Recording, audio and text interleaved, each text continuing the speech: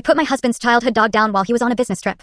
I found Tiki collapsed on the kitchen floor last Thursday morning. My husband's golden retriever wasn't moving. His breathing was shallow and wrong.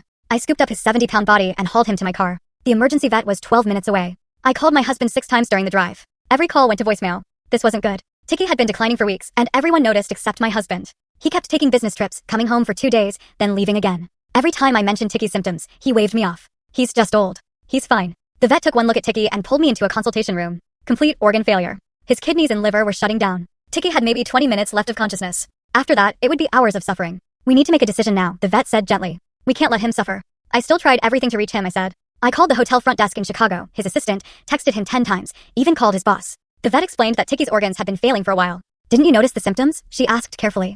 I started crying. I noticed everything. I showed her 3 weeks of videos on my phone, Tiki falling downstairs, refusing food for 4 days, whimpering at 3 a.m., losing control of his bladder, blood in his water bowl from bleeding gums. I'd sent every video to my husband during his trips. His responses were always the same. He's okay. Just keep an eye on him.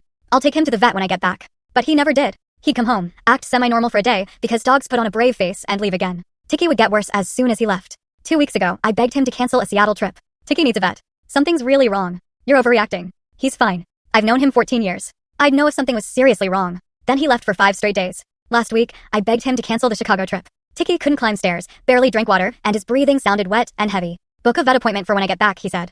I want to be there. But there was no when he got back anymore. The vet watched my videos. Her face grew serious. This is end-stage organ failure. He's been dying for weeks. Tiki cried out from the exam room, a sound I'd never heard before. Pure agony. You need to decide now, the vet said. I legally cannot let him suffer while we wait for someone to answer a phone. I looked at Tiki through the window. His eyes found mine, tired and fleeting. I made the decision. The vet said, you're doing the right thing. It didn't feel right.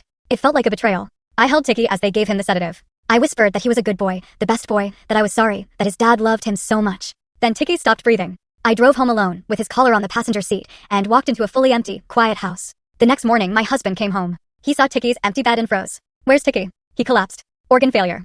I had to do something, I said. You put him down? His voice was barely a whisper. You put him down without me? I couldn't speak.